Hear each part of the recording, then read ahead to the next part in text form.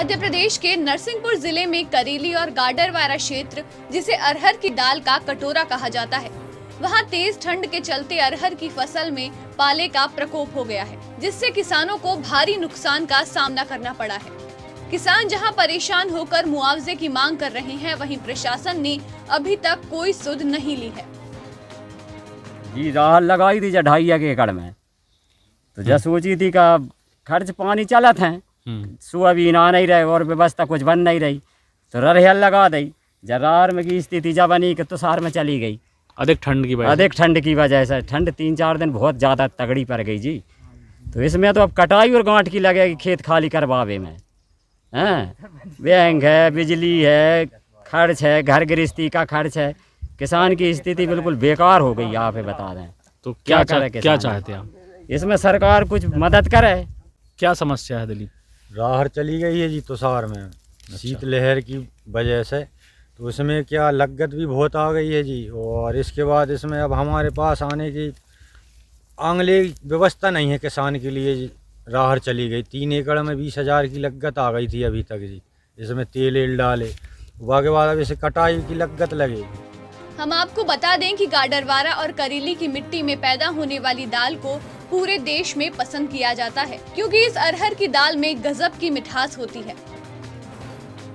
लेकिन मौसम की बेरुखी के चलते लगता है कहीं थाली से इस मीठी दाल की मिठास न चली जाए।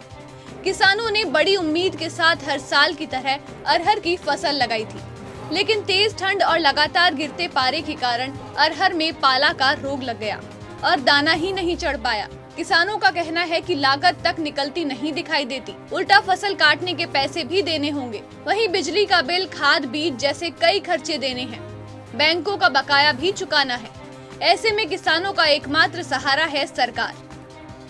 देखिए, राजस्व पुस्तक परिपत्र में जो असमय वर्षा है, हालांकि ये वर्षा असमय नहीं है। ठंड में माहौल में हमेशा वर्षा होती है, और जो इस वर्ष हुई है, किसी फसल को यदि वर्षा नुकसानदायक लगती है तो बाकी फसलों के लिए इसमें गेहूं और चना की जो मुख्य फसल है, इसमें लाभ है।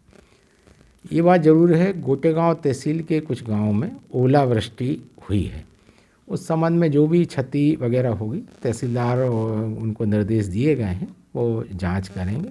और यदि कहीं कोई ऐसा पाया गया कि जो नुकसान हमारे उसके RBC 6.4 से के अनुरूप आता है, तो नियमानुसार उनके लिए अनुदान सहायता की व्यवस्था है, वो नियम में है, वो दी जा सकती है। स्थानीय लोग सरकार से लगातार गुहार लगा रहे हैं कि सर्वे कराकर हमें राहत राशि दी जाए, लेकिन किसानों का कहना है कि अभी तक प्रशासन का कोई भी अधिकारी जमीनी स्तर पर किसानों के पास नहीं पहुंचा है।